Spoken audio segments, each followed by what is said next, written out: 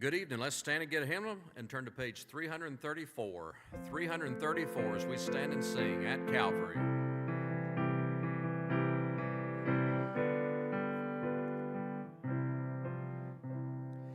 Years I spent in vanity and pride, caring not my Lord was crucified, knowing not it was for me he died on Calvary. Mercy there was great and grace was free, pardon there was multiplied to me. There my burdened soul found liberty at Calvary.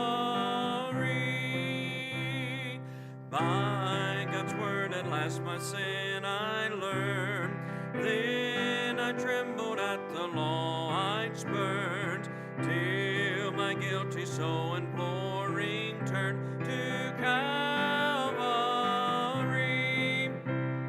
Mercy there was great and grace was free, pardon there was multiplied to me.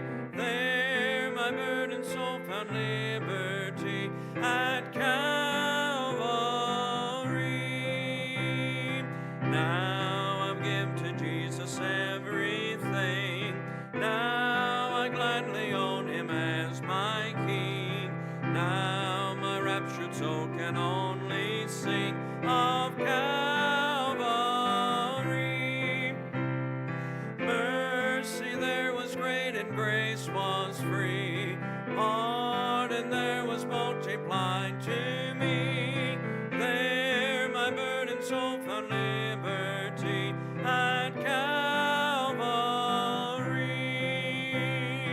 Oh, the love that drew salvation's plan, oh, the grace that brought it down to man, oh, the mighty gulf that God did span at Calvary. Mercy there was great and grace was free, pardon there was multiplied to me. There my burdened soul found liberty at Calvary. You can be seated. Good evening. It's good to see each one of you here tonight, and you just don't know how glad I'm here. Glad to see you. I knew there was a bunch of people went on the trip up to Pennsylvania, and I thought, Lord, the majority of them that went to Pennsylvania are the same ones that come Wednesday night and Sunday nights. I thought, what are we going to do? And so it's good to see each one of you. I hope and pray you've had a good week. Announcements. Remember, Fall Festival is coming up, and not only do we, I'm not sure where we're at on the tractor and trailers and all that stuff that we were needing a lot of help with, but I looked out on the bulletin board out there, and there's a lot of things we need help with. So if you can help at all on for our Fall Festival, if you were here last year, you know it gets bigger every year, and I want a good turnout, but I hope it's not bigger than it was last year. I'll put it that way. We will be in a mess, but anyway, so if you can help out in any way, please let us know. And this coming Monday, I need a couple people to share their testimonies at the games this coming Monday. So if you would like to do that, be willing to do it. If you would let me know, try to keep it to about 3 minutes is what we trying to accomplish, and around 3, no more than 5 at the basketball games. And we had games, of course, this past Monday evening, and things went well. And so we've got 2 down, and I think 4 more weeks to go. And so anyway, it's a great ministry. And then also remember, 2 days after the Fall Festival, we are hosting the LBA annual meeting. It will actually start at 6:30 in here, and our choir is going to sing that night. So if you sing in the choir, please, please, please try to be here. I've heard several people from several of the other pastors and people on different committees have been talking about they were looking forward to hearing our choir sing, and a couple of them said that they were the best that they'd ever heard. That was their exact words, that our choir was the best they'd ever heard. So they feel the same way I feel. Amen. And so if you can be here and for that night, and believe it or not, the bad part about it is I am preaching that night. The first time in 19 years since I've been here that we've had a quote a pastor do the meeting or do the main part of the service. So there'll be some business at the beginning and then a time of worship at the end. I get to preach at night. Several other things going on there. The way of prayer, pray for Michelle Hicks. She has stage 3 lung cancer and bone cancer. Pray for Daryl Jordan. His dad passed away a little bit ago today. And just remember that family. As of last I had heard, it doesn't look like there'll be any type of a service unless something changes. So don't look for or wait for a message or anything, but if you can reach out to Daryl, I know he would appreciate it. And then also, as I pulled in tonight, seen Tony Nahum, and his aunt passed away just a little bit ago, and that was his mama's only sister.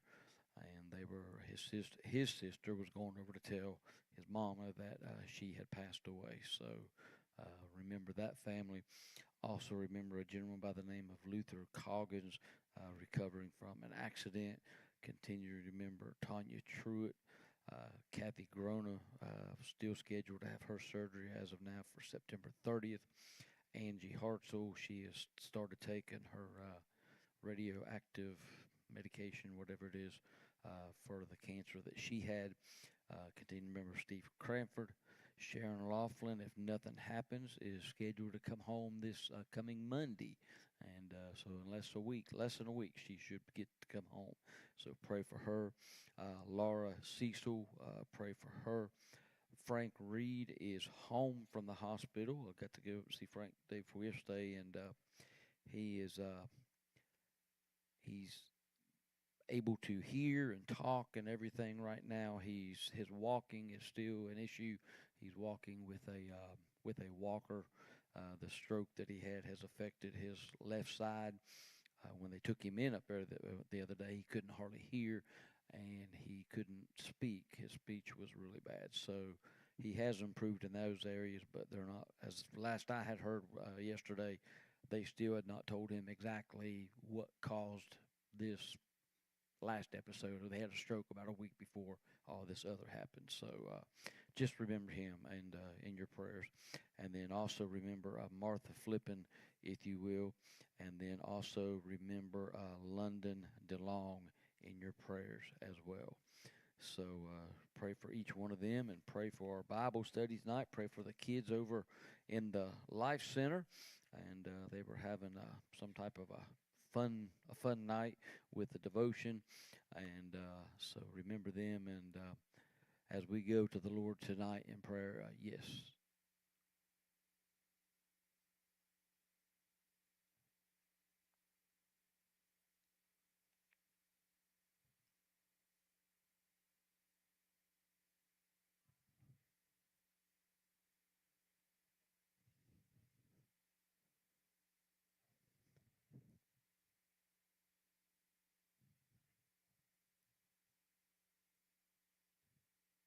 This is your mama.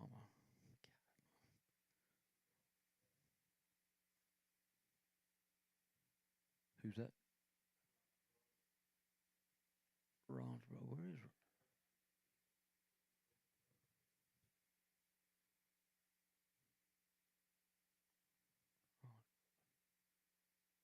All right. Anybody else?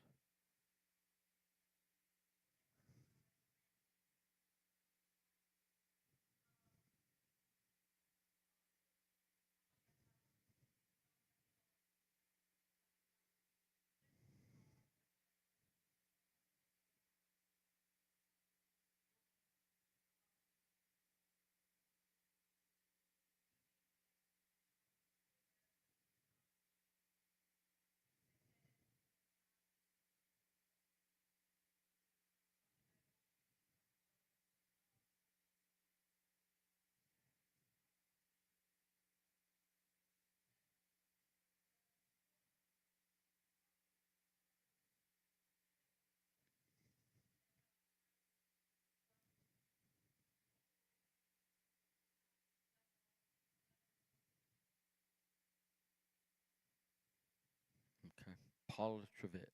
Trevette. Okay. Anybody else? Sandy?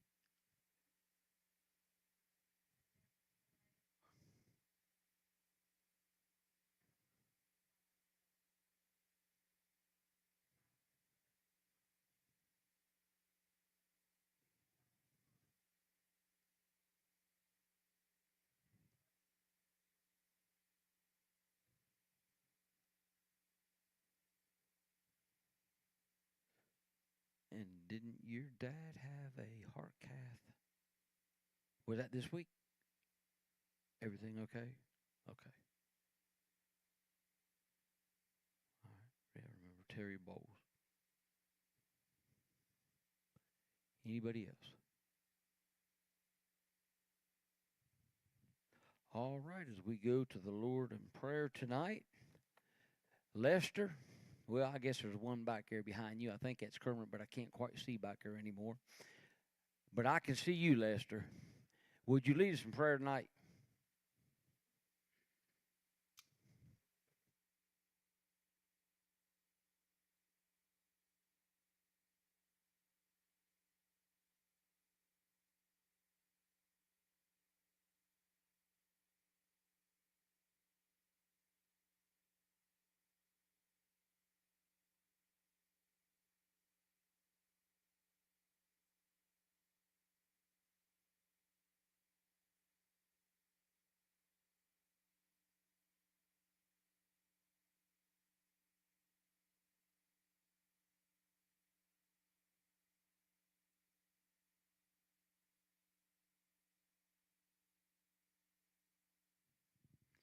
Preacher's message the other day was talking about us praying for people, so I thought this song come to my memory right quick. Can I pray for you? So I thought, well, that'll be a good song to do tonight. So listen to the words of this song.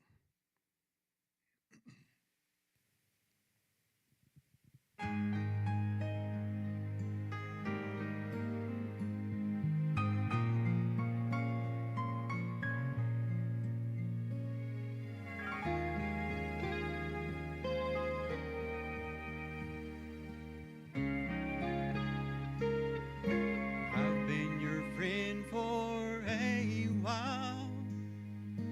I know you're hiding behind that smile, and you're keeping inside tears that should have been cried. You've been brave through this trial. You've been strong as a stone against the stormy winds that have blown. But you have friends who care, more than willing to share. Don't face those troubles alone. Can I pray for you? Can I mention your name to the Lord?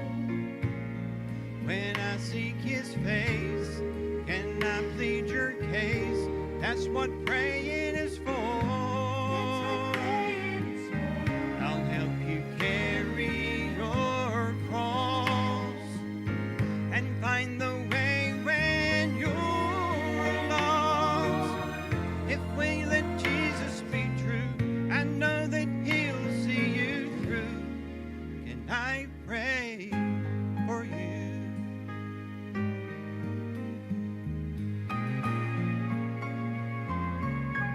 I know that there'll come a day when I'll have trials and need you to pray. Just like you've done before, you'll mention me to the Lord. That's why I'm here to say, let me be there for you, and we'll divide all your problems by two, and very soon there'll be three, you and Jesus and me. That's what friends are supposed to do. Can I pray for you? Can I mention your name to the Lord? When I seek His face, can I plead your case. That's what praying is for.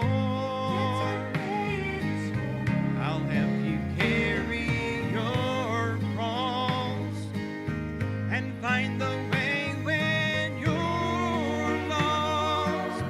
If we let Jesus be true, I know that He'll see you through. Can I pray for you? Can I pray for you? Can I mention your name to the Lord? Mention your name. When I seek His face, Can I plead your case? that's what praying is for. That's what praying is for. I'll help you carry your cross.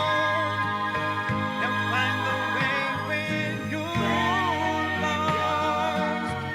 If we let Jesus be true, I know that He'll see you through. And I pray for you. If we let Jesus be true, I know that He'll see you through. Can I pray for you?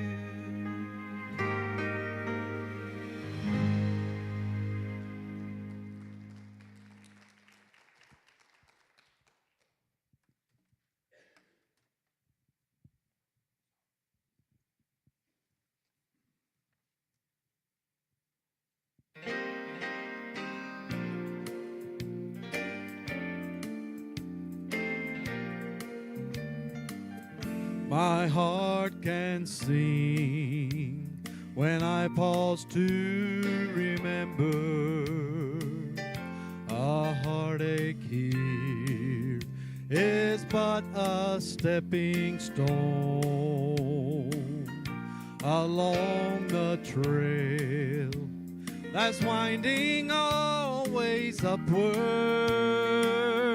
This troubled world is not my final home, but until then, my heart will go on singing.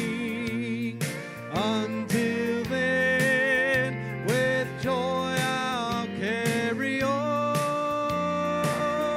Until the day my eyes behold that city. Until the day God calls me home.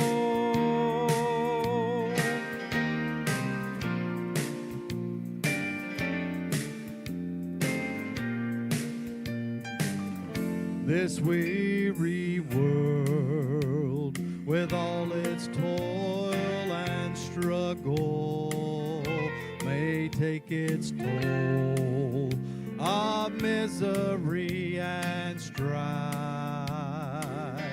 Now the soul of man is like a waiting falcon. When it's released, it's destined for the sky. But until then, my heart will go on singing. Until then, with joy I'll carry on. Until the day my eyes behold that city. Until the day God calls me home. But until then, my heart will go on singing. Until then, with joy I'll carry on. Until the day my eyes behold that city. Until the day God calls me home.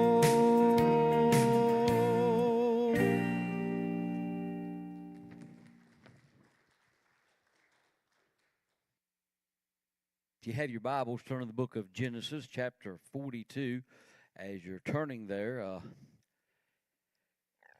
I've been working on a message for quite some time, and I'd actually told somebody a couple weeks ago I was going to try to preach it that Sunday morning, and that was the Sunday morning God wouldn't let me preach it, and I had to preach something I didn't want to preach. So I feel pretty confident that God's going to let it happen this week. You pray that He does. But I say that Sunday morning I want to preach a message. I'll go ahead and tell you. If you know of anybody that is a Christian, but they're not where they're supposed to be, do your best. If they're out of church, do your best to get them in church Sunday morning. And if you have young people in your family, do your best to get them here Sunday morning. Because you know what I found out, and I'm not going to preach it tonight, there's a lot of people that are selling out to this world and selling out to the things of the world. And there is a high cost to pay when we sell out to the things of the world. So Sunday morning I'm going to preach about that, and it's I think it will help a lot of people. Genesis chapter 42, we'll on our series of From the Pit to the Palace, and tonight I want to talk about how to have a clear conscience. And I don't know if you've ever done anything wrong. I'd say most people in here would have to say you've done something wrong. But have you ever done something wrong and then your conscience just really bothered you? You knew it was wrong, and it just kept coming back, and it just one of those things you just I had trouble getting over. The truth of the matter is, every one of us needs to have a clear conscience. We ought to be able to lay our head down at night and know we've done what we're supposed to do, know that we're right with God, that we're right with people, and be able to not have, quote, regrets over something that's taken place. Because of Joseph's situation where we find him here in Genesis chapter 42, because he's able to interpret Pharaoh's dream, Pharaoh has promoted him to a position. He's promoted him to a position to where he's the most second powerful person there in Egypt. And because of this famine that is taking place, we're told that there's all the countries, all the people, tribes and people around Egypt is coming there to get food. Why? Because Joseph had told Pharaoh there would be 7 good years of harvest, and then there would be 7 years of famine. Well, now the famine has taken place. Pharaoh listened to Joseph. They planned ahead. They stored things up. They were prepared for the difficult days. And having said that, now when you get to Genesis 42, the scene moves from being in Egypt to going back over into Canaan. And there is a severe drought in Canaan. Why? Because that's what God said was going to happen. And do you remember who was in Canaan? Joseph's brothers and his father Jacob. And they're there, and Jacob was an older man, but he realized that if they did not get some food, if they did not get some things to help sustain them, that they were all going to starve to death. And God had set all of this up for Joseph, or for Jacob, to send his sons over there to Egypt, where they had no business going, but they were the only people that had food. That's where everybody was going to get food. They were the only ones that had prepared. So he sends his sons over there to get food. But there was one son he didn't want to go. You know who that son was? It was his youngest son, Benjamin. Why didn't he want Benjamin to go? Because Benjamin, in his mind, was the only child left from his beloved wife, Rachel. And he said, all the rest of you can go, but I don't want him to go. Because if something was to happen to him, I wouldn't be able to go on. I would die in my sorrow. So let's look at Genesis chapter 42, 1 through 5. Now, when Jacob saw that there was corn in Egypt, Jacob said to his sons, why do you look one upon another? In other words, they were looking at each other saying, well, I don't know what to do. He said, behold, I have heard that there's corn in Egypt. Get ye down thither, and buy for us from thence, that we may live and not die. And Joseph, now looks, didn't say Jacob's sons. Look what it says. And Joseph's 10 brethren. God wanted to remind us that those were the brothers. You remember that sold him into slavery? And his 10 brothers went down to buy corn in Egypt. But Benjamin, Joseph's brother, Jacob sent not with his brethren, for he said, lest peradventure mischief befall him. And the sons of Israel came to buy corn among those that came, for the famine was in the land of Canaan. So what God is doing is God is taking this terrible time, this time of adversity in people's lives, and He's taken this situation and He's using it as a quote a chain of events, you might say, to be able to get Joseph and his brothers back together again, to let them to have an encounter with each other. And not only that, it's also helping fulfill Joseph's God's purpose for Joseph's life. So how do you have a clear conscience? Well, we can learn from the life of Joseph right here. Number one, you've got to allow God to change people. Allow God to change people. And God doesn't have to, but God, sometimes it takes time. Allow God time. That's probably a better way of saying it, to change people. Somebody does something to us, we want them to change instantly, don't we? We think that they ought to just instantly say, I'm sorry, forgive me, whatever. But you know what? Sometimes it takes time for God to do that with them. So when Joseph's brothers, they come to Egypt, and here they are, they're standing in line to get food. And they don't realize it, but do you know who the one is that's passing out the food? I bet you'll never guess. A man by the name of Joseph. And this, again, this is just God's way of putting them together. God's divine providence. Hey, they could have went to somebody else. I'm sure there had to be somebody somewhere that would have had something to eat. But God said, you go to Egypt, you go to this place, and God sent them directly to their brother Joseph. So remember this, Joseph was sold into slavery at the age of 17.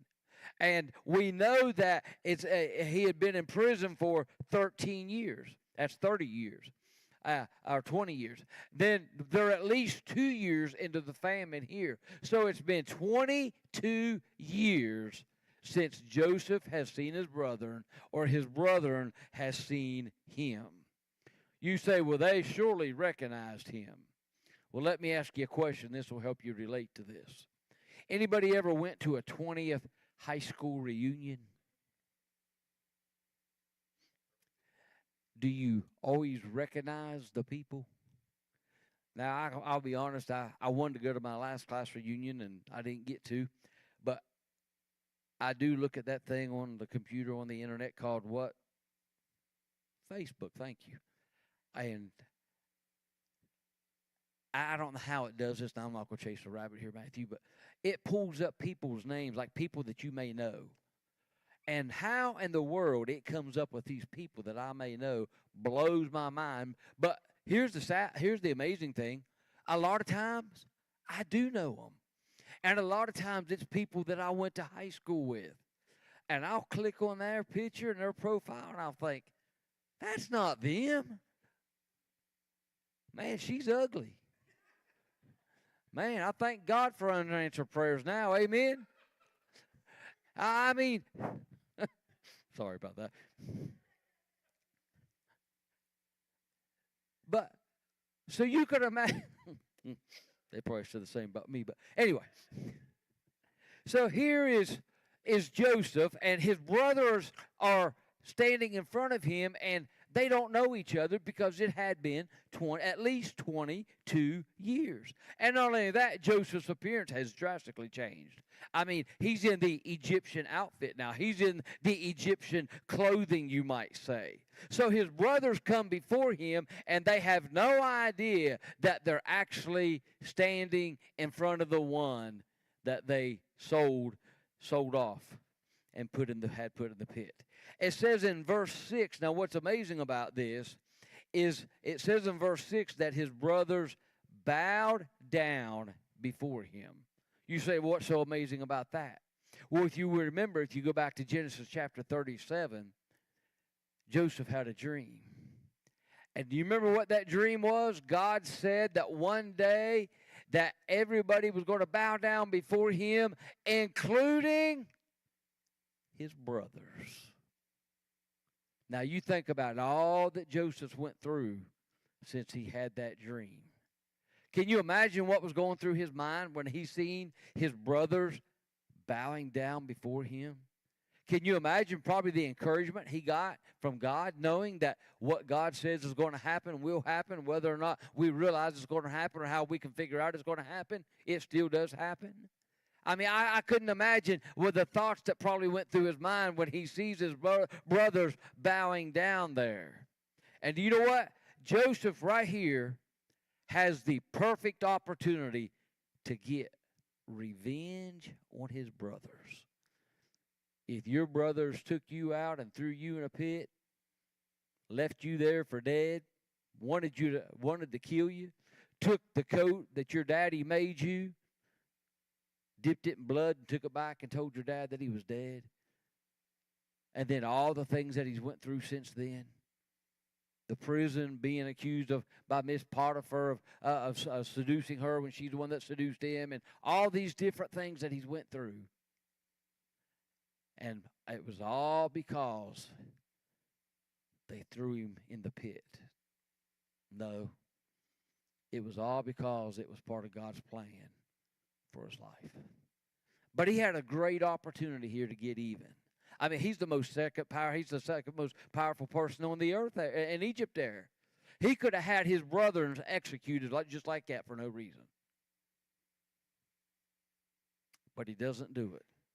You know what he does? He said, I want to see if there's been any change in their life.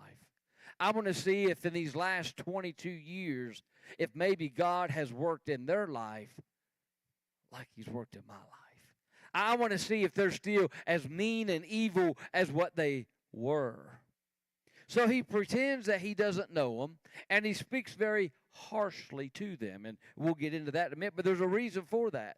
He asks them where they're from. They tell him that they're from Canaan, and he tells them that they tell him that they need to buy food, and they don't recognize him, and because he's speaking through an interpreter. But he accuses them of being spies. Now he knows they're not spies, but he accuses them of that to see how they would respond. Again, he understands what they're saying, but they don't understand what he's saying because he's using an interpreter. He's speaking the language that they were speaking there in Egypt there. So his brothers tell him that they are not spies, that they're nothing like that. They didn't come to do any harm, that they are just there because they came to buy food.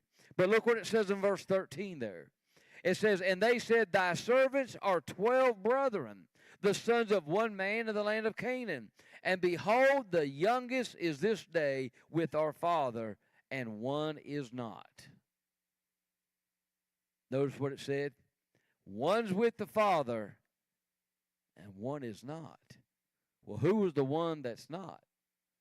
The very one that they're talking to. But you know what else Joseph just found out right there? Joseph just found out that his little brother is still alive. He just found out that his brother is still okay and that he's back there with his dad. So now Joseph has all the information he needs. He finds out his brothers are still there. He finds out that they have it must have been on their mind that he was, quote, dead, that he was gone. And so he continues, and he continues to tell them that that he believes that they're spies, and they say, no, we're not spies. And it goes back and forwards, and then he takes them all into custody for 3 days. And the truth of the matter is, church, there is absolutely nothing that will reveal our true character like the condition of a conscience. That's when somebody's true character really, really comes out. Because Joseph knows if his brothers repeat this evil thing, if they try to continue to sin, and then he's going to know that they're still evil. But if they now protect the younger brother, do you know what he's going to think? Their heart has changed because they didn't protect him. So he's given them a chance. And his plan is designed to just, again, reveal their attitude, not necessarily toward him, but toward his brother Benjamin. Remember, he and Benjamin had the same mama. That there was had to be a close-knit tie between those two, because we've already seen that the others didn't really care much about those two. Benjamin was his only full brother. So after they spend 3 days in custody, he kind of revises his plan. He said, I tell you what I'm going to do. He said, I'm going to keep you all in prison there. He said, I'm going to keep you in prison. And then he decides, no, you know what? Here's what I'll do. I'll keep one in prison, and I'll let the rest of you go home and tell your father what is taking place. Let you go home with some food.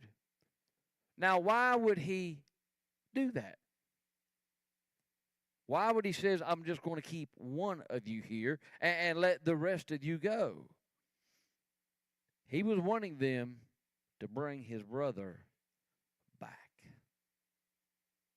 So if he lets them all go, they all go home with food, and guess what?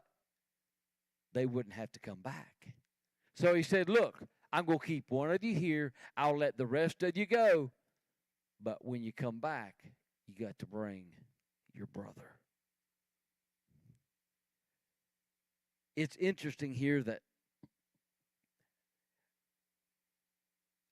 they begin to, quote, discuss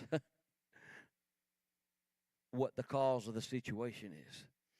And you say, what do you mean they discuss? They believe, now listen to this. This goes back to the conscience part. They believe that all of this is happening because of what they did to Joseph. And they're discussing this. They're having a dilemma about why this has taken place. Because Reuben, the oldest son Reuben, says in verse 22, spake I not unto you, saying, do not sin against the child, and ye would not hear. Therefore, behold, also his blood is required. Isn't it amazing? It had been at least 22 years, and they didn't have a clear conscience about what they did to Joseph. 22 years later, and it was still coming up. It was still bothering them.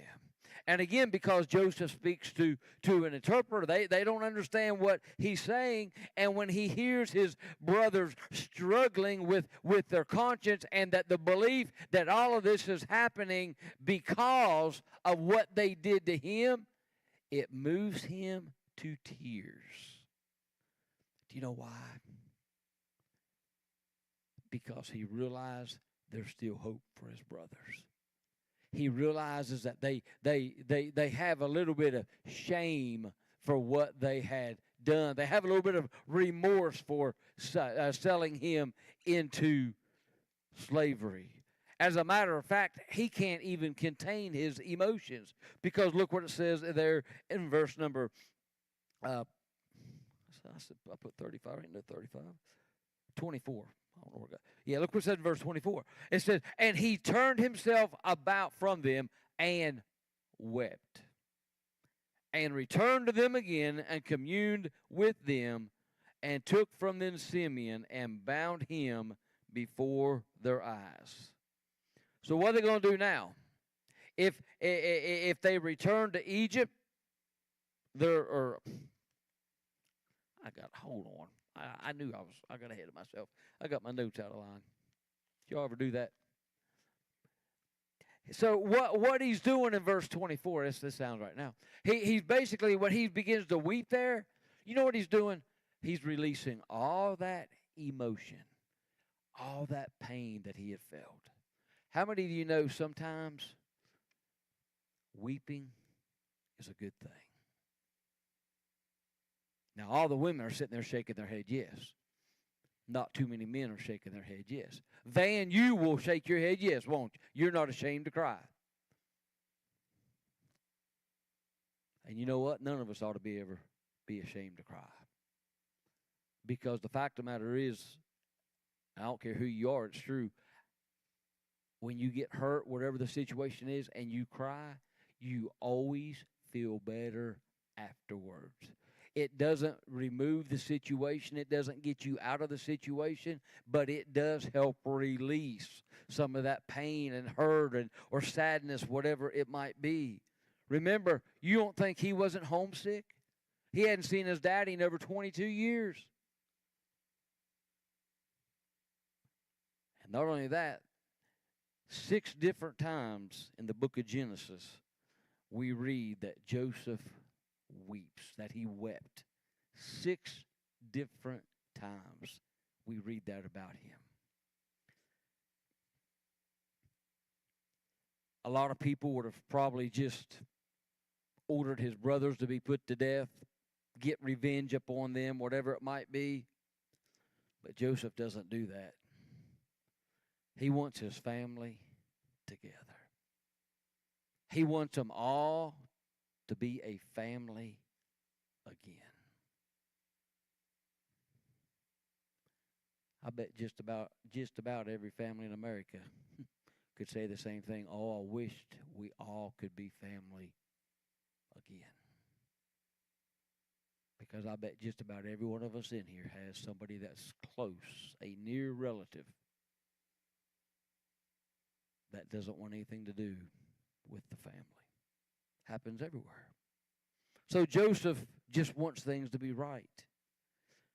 And you say, well, he wants things to be right, but yet he's shedding tears and he's letting this pain go and all that. But remember what the Bible says about tears. Weeping may endure for a night, but joy cometh in the morning. Oh, he's weeping right now. But guess what? Joy is about to come in his life. The Bible says, Psalm 126:5, they that sow with tears shall reap with joy. So to have a clear conscience, you've got to allow God time to change people. Number 2, always listen to your conscience. To hide Joseph's forgiving spirit, you might say, he returns to his brothers and he takes Simeon and he bounds him up. He ties him up right in front of the other brothers, and right in front of their eyes. And you know what that did? It probably scared them. They knew he wasn't playing. I mean, after all, he's tying him up, and if they don't come back with the younger brother, guess what? Simeon's in trouble. And he knew they wouldn't want that. So now they're scared. So now what's Joseph doing? Again, he's trying to get his family all back together. So he gives them orders. He gives orders to whoever's there filling up the corn bags, sacks, whatever it might be, burlap sacks, whatever. He said, hey, fill their bags full and send them on their way. Well, what did they come to Canaan or Egypt to get?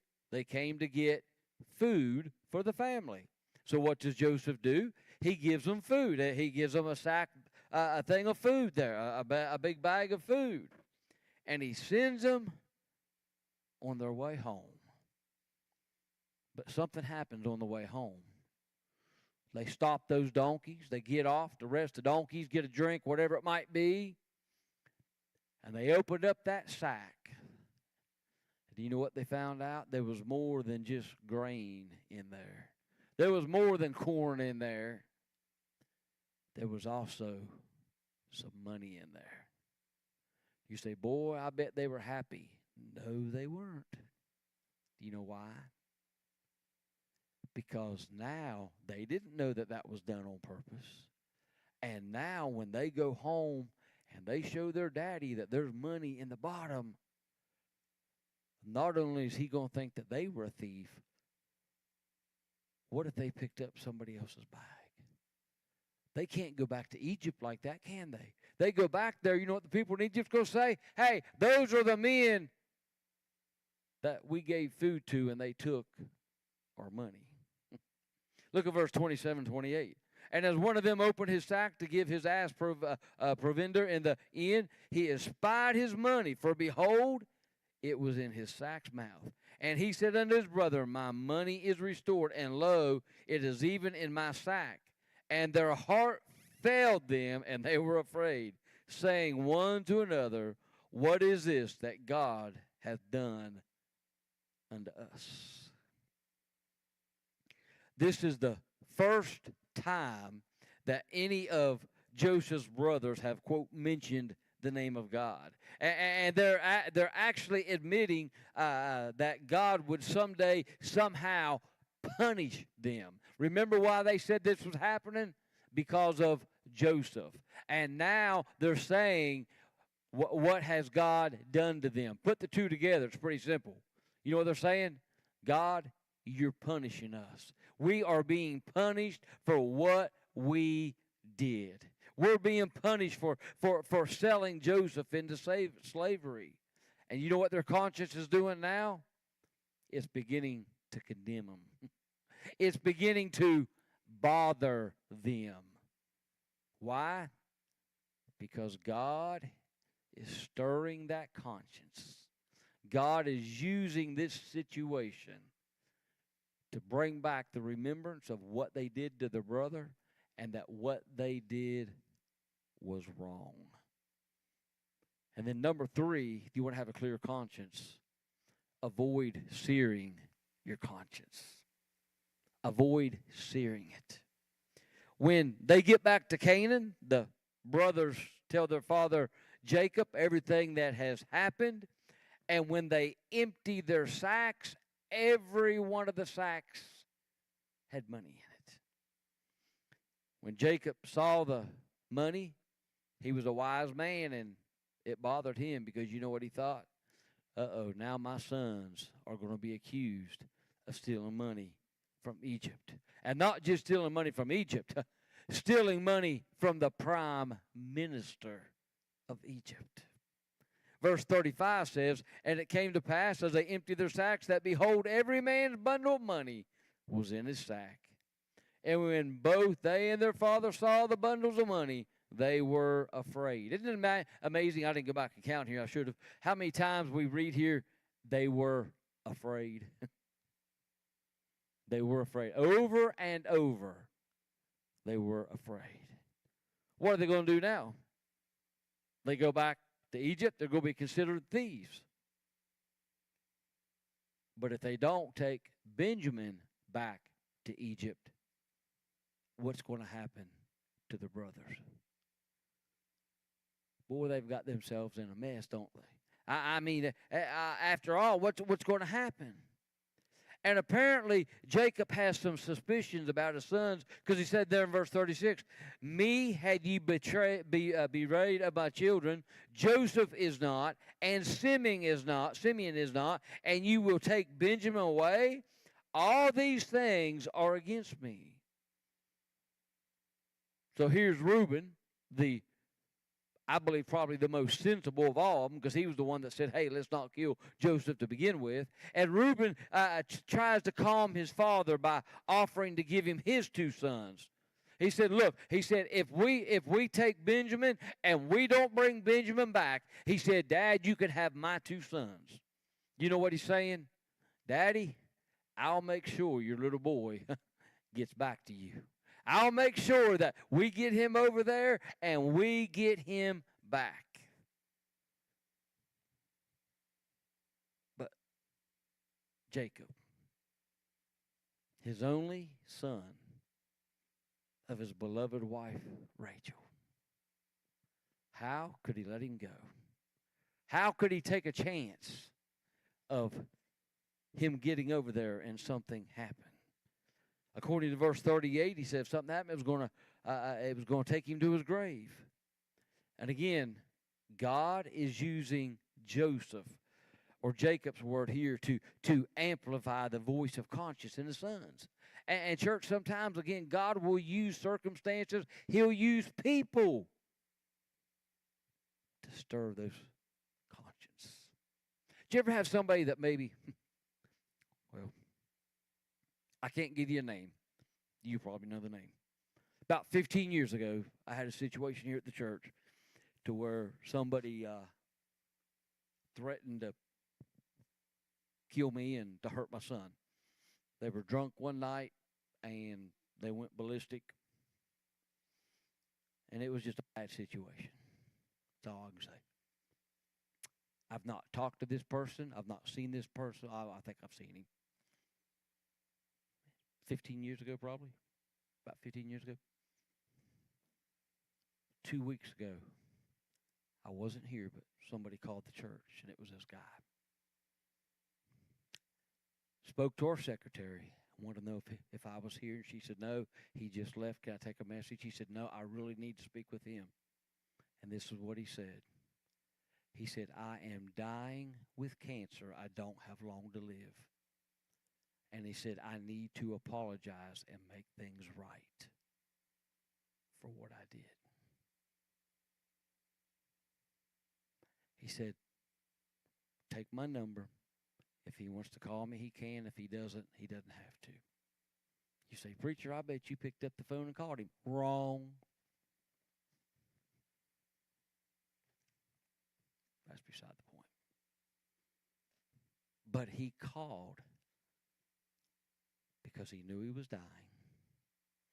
And do you know what was bothering him? His conscience. Because he knew he had done something that he shouldn't have done. Isn't it amazing how God sometimes will take things in our lives, even, quote, cancer, and we're on our deathbed, and he uses our conscience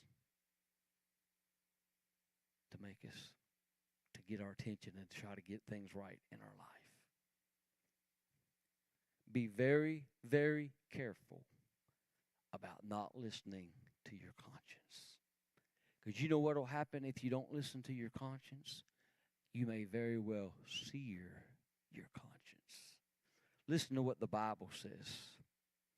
1 Timothy 4:2 describes people who have done this, who don't listen to the conscience. It says, speaking lies and hypocrisy, having their conscience seared with a hot iron. That word translated seared is where we get our word cauterized from. And do you know what happens, Daryl? I'm sure you sear any of you brand any of your cattle. Do you know what happens when you sear something, cauterize something? It deadens the nerves to where it makes that area insensitive. And folks, when we don't listen to our conscience, they can become seared. And when they become seared, then we are not sensitive to what God is saying to us.